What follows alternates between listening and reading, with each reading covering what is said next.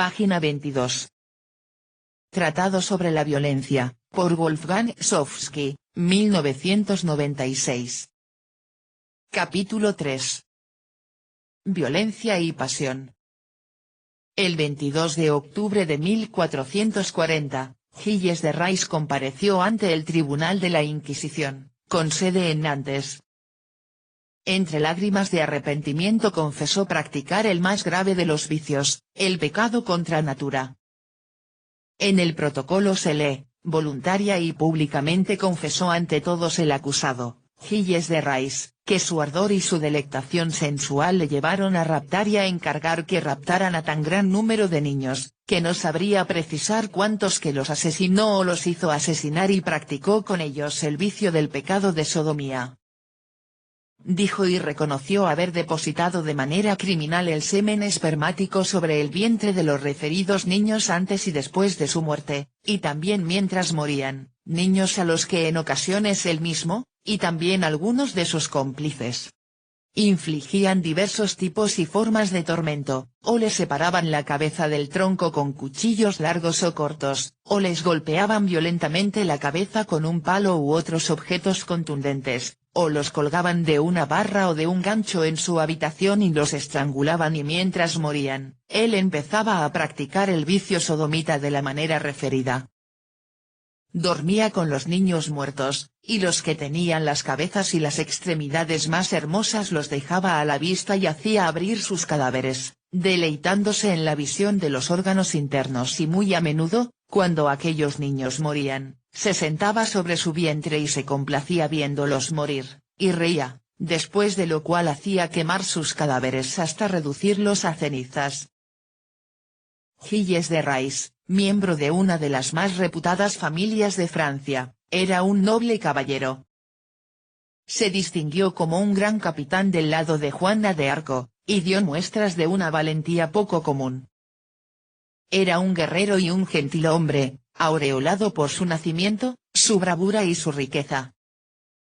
Solo después de terminada la guerra se produjeron los mencionados acontecimientos, que a tantos niños habría de costarles la vida.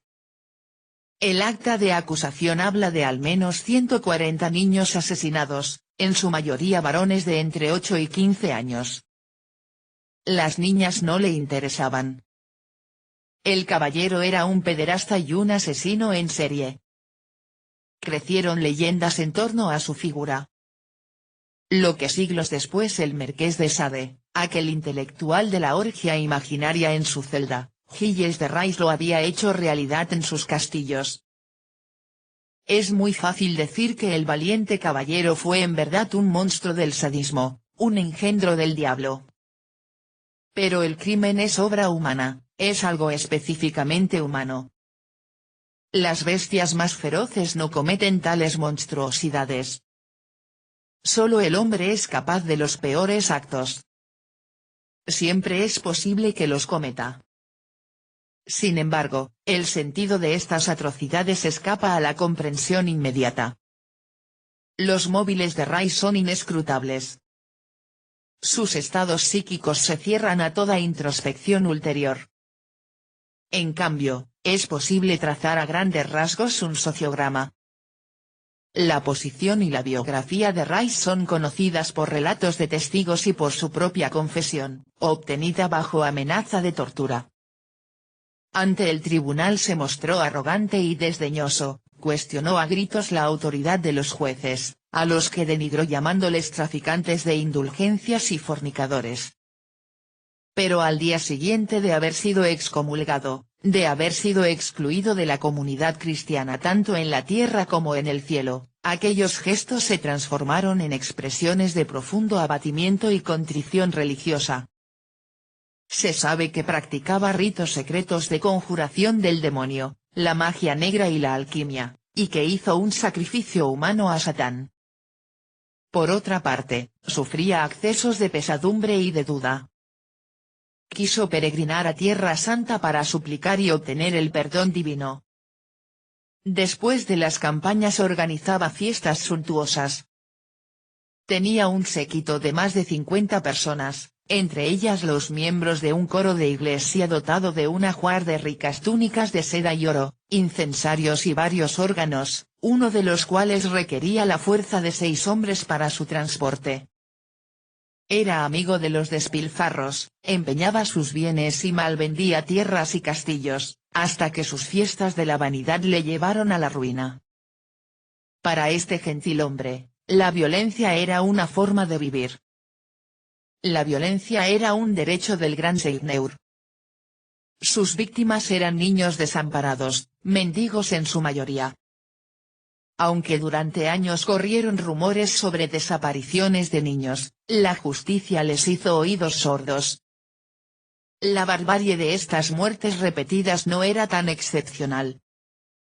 Amparado por los gruesos muros de sus fortalezas, Rice llevaba al extremo las prácticas corrientes de las bandas de asaltantes, la violación, la embriaguez de sangre y la masacre.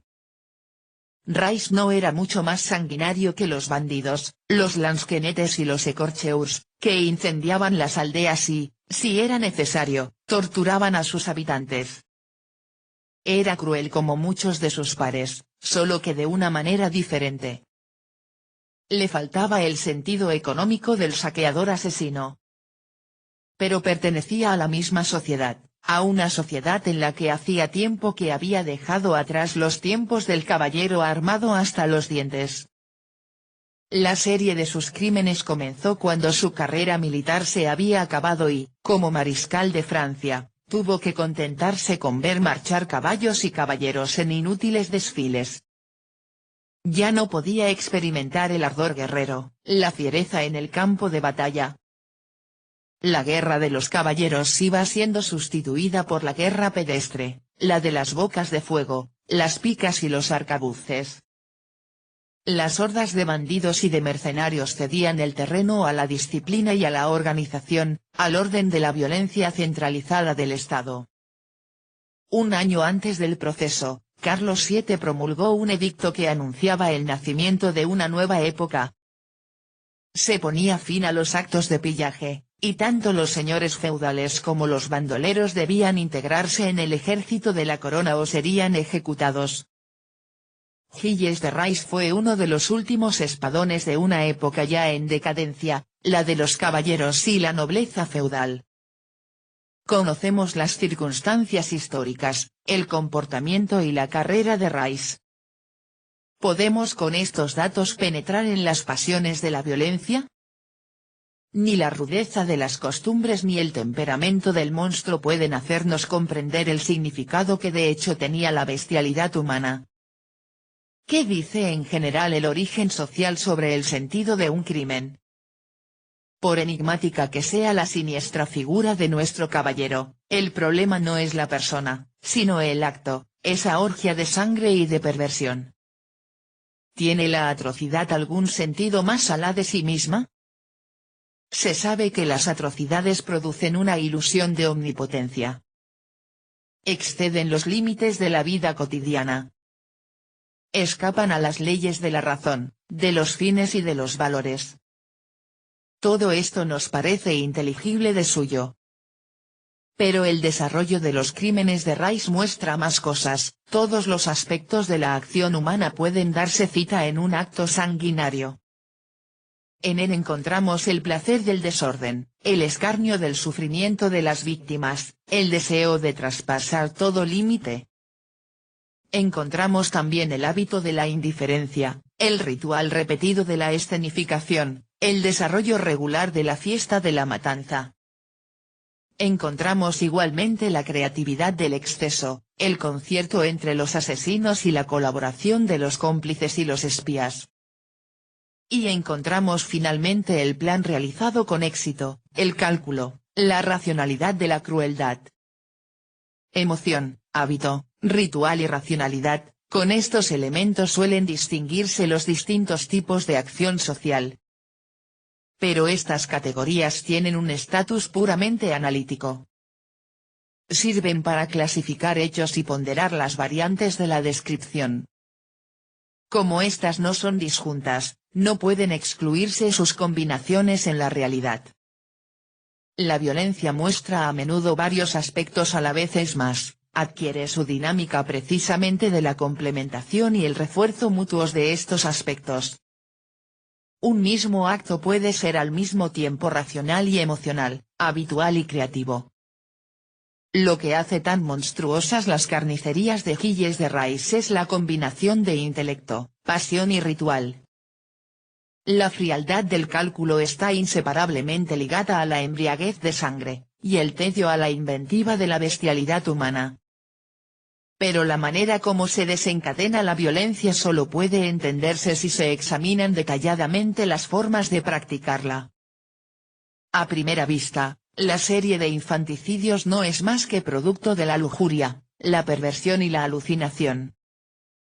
Pero estas monstruosidades no carecen de reflexión. Comienzan con la elección de la víctima. El caballero prefiere los niños y los adolescentes. Sus suministradores y sus mediadoras los conducen hacia la trampa mortal. A veces son simplemente arrastrados, a veces se convence a sus padres o sus patrones para confiarlos a la guarda del caballero. Se les promete que servirán como pajes en el castillo, o se invita a los niños que piden limosna a las puertas del castillo a acceder al interior. Todos desaparecen sin dejar rastro. Nunca falta el engaño, la falsa promesa o la corrupción, y generalmente son los diligentes cómplices los que conducen a las víctimas ante el criminal. En cada castillo hay preparada una cámara secreta dotada de instrumentos de tortura, ganchos, sogas, barras, pinchos y puñales. La ejecución del ritual está bien calculada, y el cambio de situación es bien planificado. Primero, la víctima es colgada por el cuello, luego se interrumpe el tormento y se la consuela, se la calma, se acaricia al niño para que se calle. A continuación, se vuelve a torturarla, y finalmente es descuartizada viva mientras el caballero satisface sus instintos. Con cada víctima lo logra una o dos veces. Concluida la orgía, los servidores limpian la cámara, eliminan la sangre, queman el cadáver en la chimenea o lo arrojan a la letrina para más tarde hacer desaparecer el esqueleto. No solo la preparación y el borrado de las huellas, también la ejecución de los actos violentos, su ritmo y sus procedimientos son operaciones no carentes de racionalidad. La tecnología de la violencia sirve para aumentar la excitación y el placer. Se interrumpe el martirio para luego repetirlo. El empleo de distintos instrumentos da variedad a la monotonía regulada del ritual. La violencia es practicada de forma metódica, es dosificada y temporalmente limitada para finalmente darle rienda suelta. ¿Cuál es el sentido de estas prácticas? ¿Es la crueldad solo un instrumento de la voluptuosidad? Durante el proceso, el inquisidor interino preguntó al caballero quién le indujo a cometer los crímenes y quién le enseñó la manera de perpetrarlos. A lo que el acusado respondió que los cometió de la forma como se los presentaba su imaginación y su pensamiento, sin consejo de nadie, por su propia voluntad y sin otro fin ni propósito que su placer y su delectación carnal. Y como el mencionado señor presidente se asombrase de que el mencionado acusado hubiese, según sus palabras, cometido los mencionados crímenes y delitos él solo y sin instigación de nadie, pidió al acusado que dijera de nuevo por qué motivos y con qué intenciones hizo matar a los mencionados niños. Y el mencionado acusado juró que él mismo deseaba encontrar una explicación clara para descargar su conciencia. A continuación dijo el acusado, indignado de que se le hablara y se le interrogara de esa forma: «Ah, señor, me atormentáis a mí y os atormentáis vos». A lo que el presidente respondió: «Yo no me atormento, sino que estoy muy asombrado de lo que me decís, y sencillamente no puedo darme por satisfecho con lo que me decís. Y os pido y deseo de vos la pura verdad sobre estos actos a los que tantas veces me he referido». A lo cual Gilles de Rais respondió: «En verdad no hay otro motivo, otro fin ni otra intención que los que os he nombrado, os he contado cosas mucho peores que las suficientes para ajusticiar a 10.000 hombres. Y así terminó aquel interrogatorio. El hombre de razón contra el monstruo. Aunque el asesino no se mostraba en absoluto obstinado, la búsqueda de una explicación teleológica de su violencia, de la intención y la finalidad de la misma, resultó inútil. Habló con toda libertad y franqueza y no negó nada. Puede leerse su discurso como un ejemplo de los límites de toda interpretación racional teleológica y ejemplo de la ceguera de la razón ante el crimen. De hecho, la crueldad no persigue nada. No tiene otro sentido que ella misma. Ni siquiera la satisfacción sexual era aquí lo principal. Según el testimonio de uno de sus cómplices, Rice experimentaba menos placer en el abuso sexual que en la muerte de los niños. La voluptuosidad era para él la voluptuosidad de la violencia. Con frecuencia encargaba a sus servidores la ejecución de las torturas mientras él contemplaba atentamente el espectáculo. Quería ver correr la sangre. Hacía abrir a sus víctimas en canal y daba luego su parecer sobre los órganos internos. Colgaba las cabezas y los miembros por doquier y los comparaba. La cabeza que más le gustaba, la besaba. Por metódico que fuera su ejercicio de la violencia, el sentido de esa racionalidad era única y exclusivamente la violencia misma. En definitiva, el criminal solo deseaba una cosa, ver actuar a la muerte. La violencia es instrumental en cuanto que es un medio para un fin. El fin dirige la violencia y justifica su empleo. Canaliza las acciones, da una dirección y un término, y acota el acto y su alcance. Alguien persigue un interés, encuentra resistencia sí. Cuando el uso de otros medios resulta inútil, recurre a la violencia. La violencia tiene su fundamento en la relación en que se halla con el fin.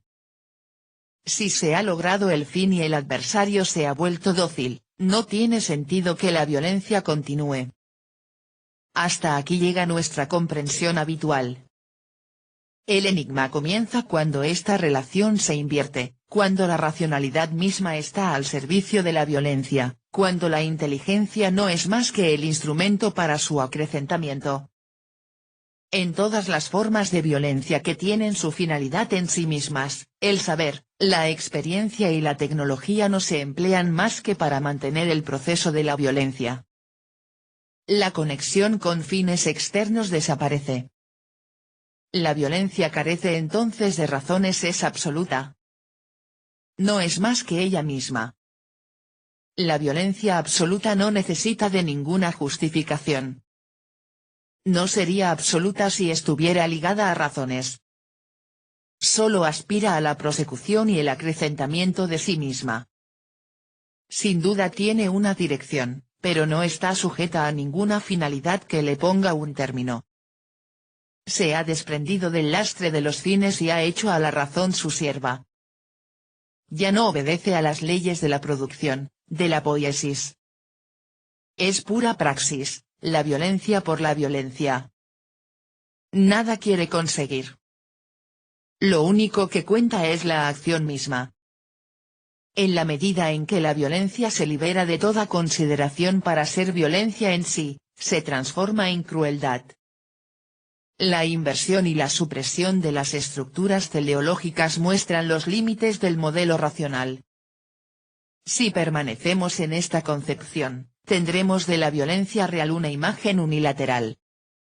Del hecho de que muchos actos se cometan con premeditación de ningún modo se sigue que tengan alguna finalidad.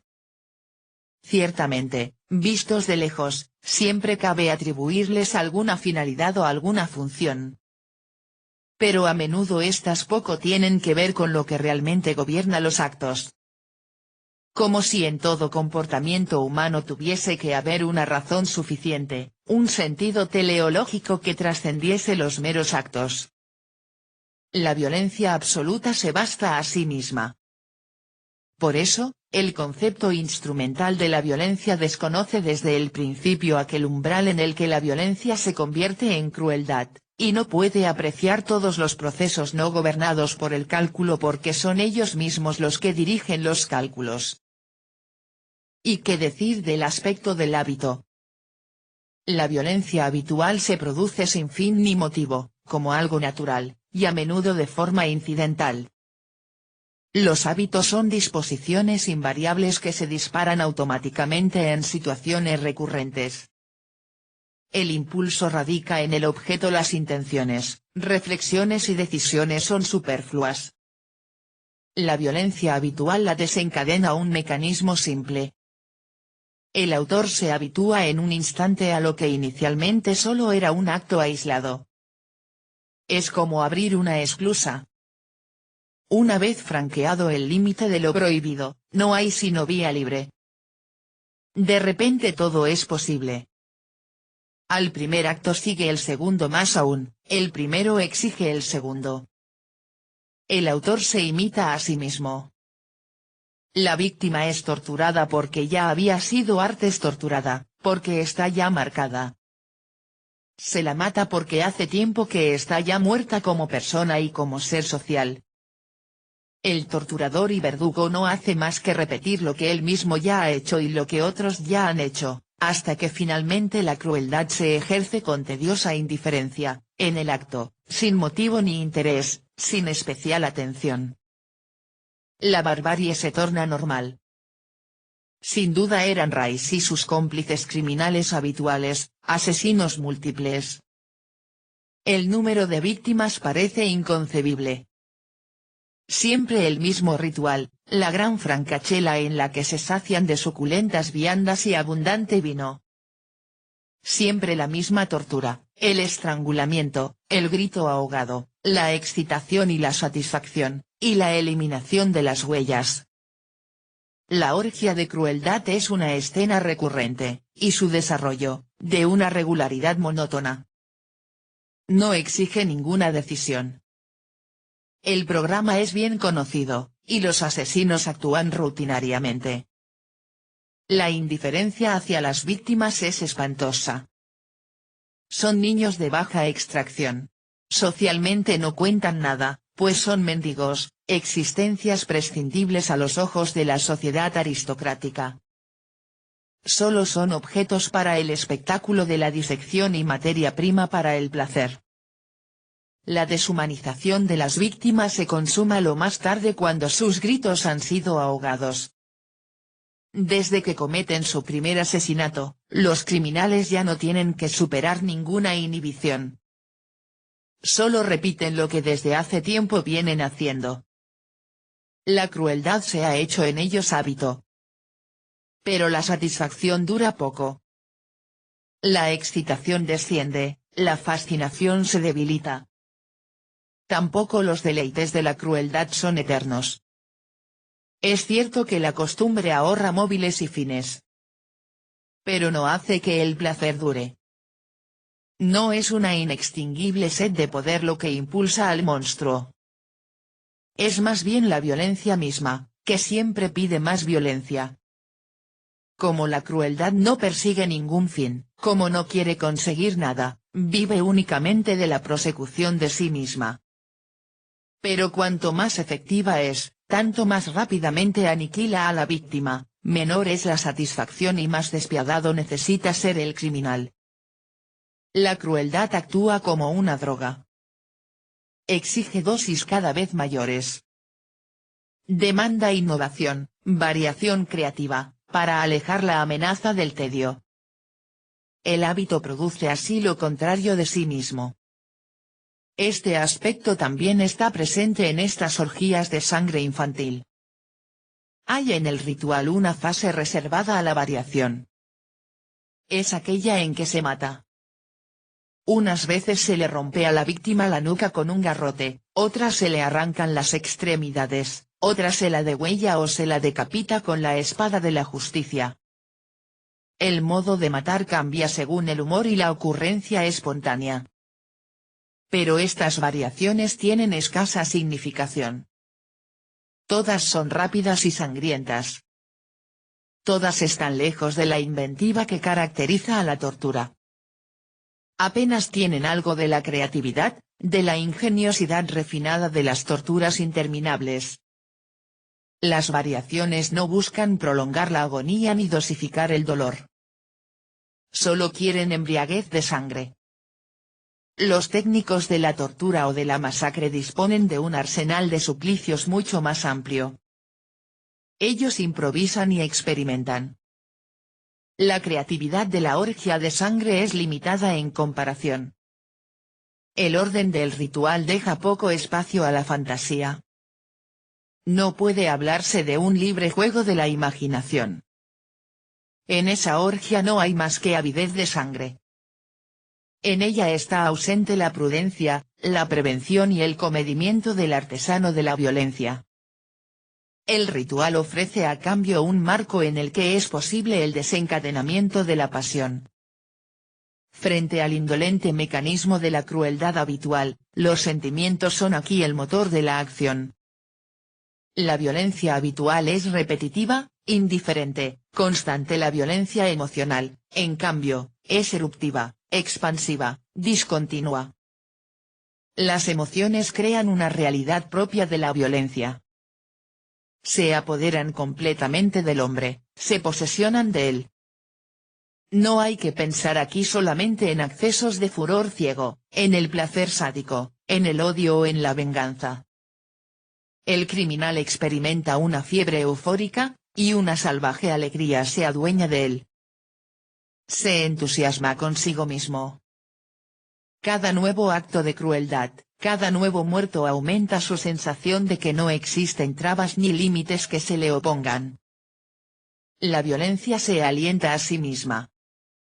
El sufrimiento y la muerte de la víctima infunden en el autor el sentimiento de una soberanía absoluta, de una libertad absoluta, pues se ha desprendido de los lastres de la moral y de la sociedad. Esta libertad es incontentable. Exige sin cesar nuevos actos sangrientos, tormentos cada vez más atroces para ser duradera y no quedarse tras las barreras de la prohibición. En el exceso, la violencia se apodera enteramente del autor. Este se halla fuera de sí mismo. ¿Qué hay de sorprendente en que quiera fijar al menos simbólicamente ese estado excepcional? Se procura trofeos, testimonios de su triunfo. Separa del cuerpo inerte de la víctima los signos de su victoria.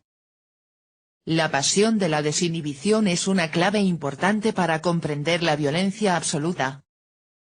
Pero ¿en qué consiste esta expansión de sí mismo y a dónde conduce? Aunque el orgiasmo sexual y la violencia desatada siguen cursos paralelos, no hay que confundir el exceso con un estado extático. El orden del ritual sin duda aleja las fronteras, pero no las borra. La fiesta de la sangre no es un tumulto. El criminal no está fuera de sí, no se pierde en sus actos. La pasión de la violencia no es un frenesí que le haga perder el sentido, ni un transporte a un dominio completamente distinto donde el hombre ya no sabe quién es. Sabe perfectamente lo que hace. Es una pasión de este mundo, una excitación incandescente que se apodera del cuerpo, del alma y de la conciencia de la existencia. Crece y se extiende cada vez más desde su centro. Y conquista un nuevo terreno, el de la libertad absoluta. ¿En qué consiste esta libertad? Esta libertad no se agota en la elección entre alternativas. Y no se contenta con el permiso que se tiene para llegar a ser lo que de todos modos ya se es.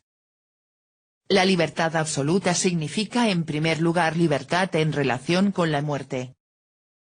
La expresión Señor de la vida y de la muerte tiene, en sentido literal, un significado radical, monstruoso. Toda vida humana concluye más tarde o más temprano con la muerte. Muchos hombres mueren tras decenios de vida bien llevada, otros apenas comenzada. Los hombres mueren de los males de la vejez, de enfermedades, por accidentes, por su propia mano o por mano ajena. La muerte es inevitable. nadie escapa a ella.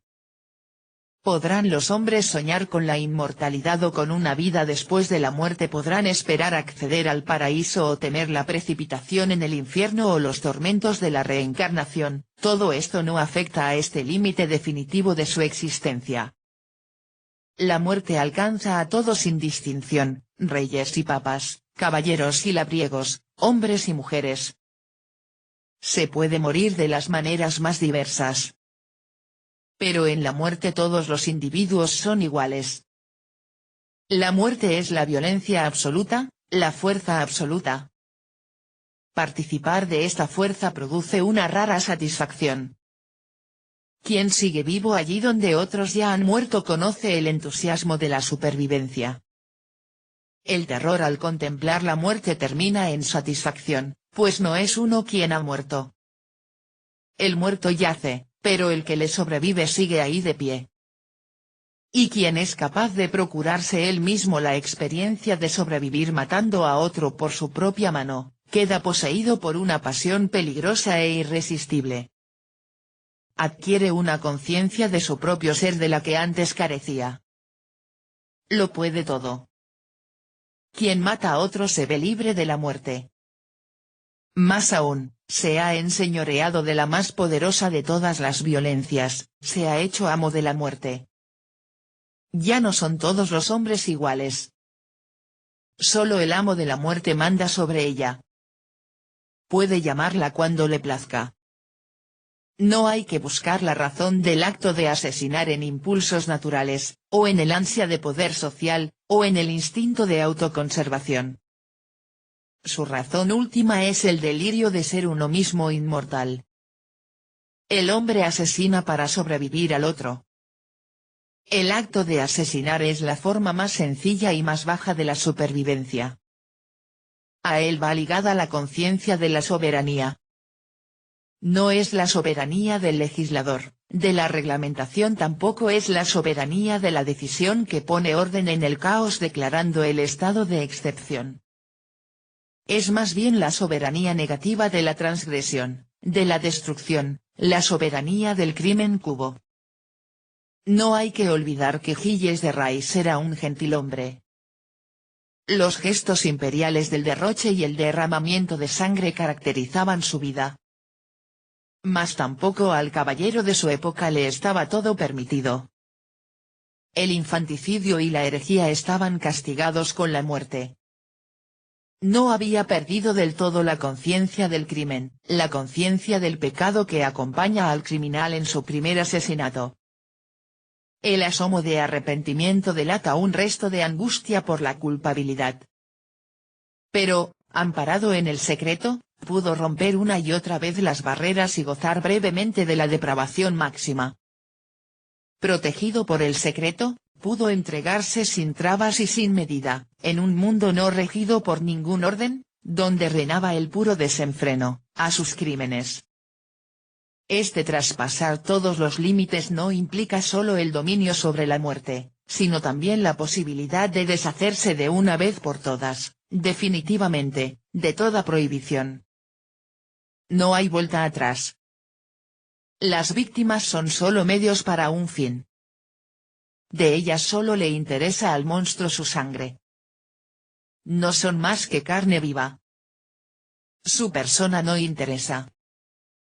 La orgía solo está al servicio de los apetitos del criminal, de la violencia de la pasión. En el sádico auténtico hay una fijación completa en sí mismo. Para él, los demás no son sino la ocasión para experimentarse a sí mismo de una manera especial.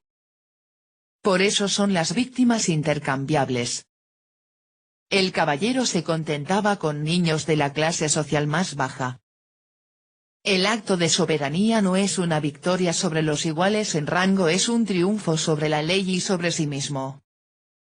No es asombroso que este triunfo se escenificase como una fiesta.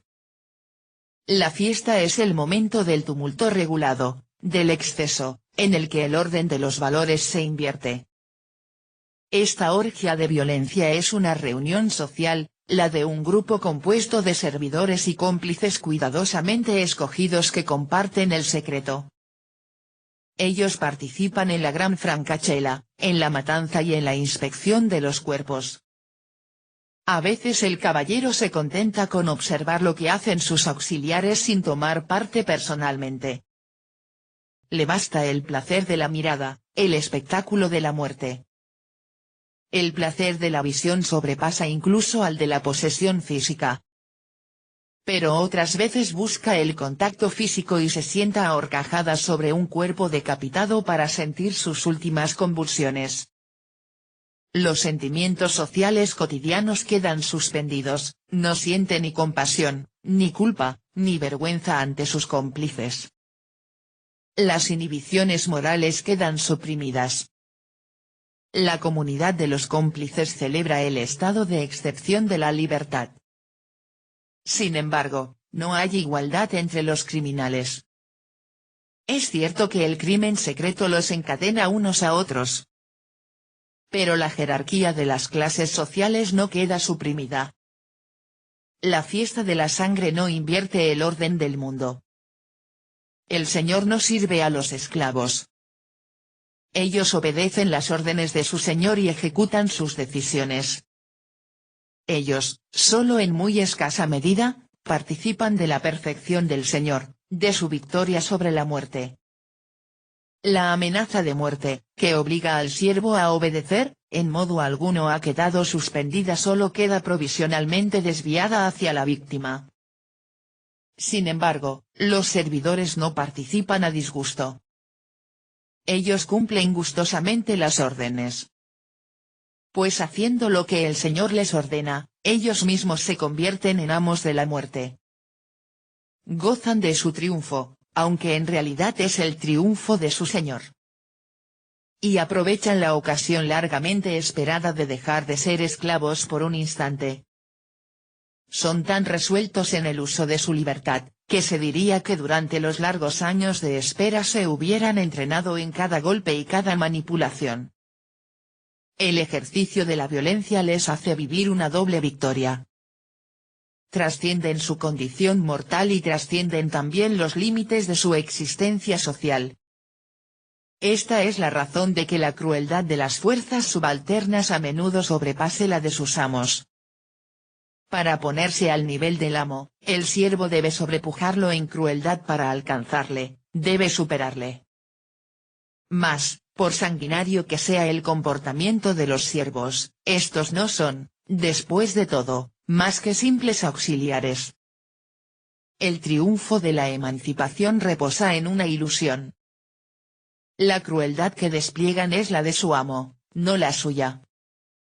Lo que en el caso del amo es una obviedad, en el del siervo es un raro privilegio revocable.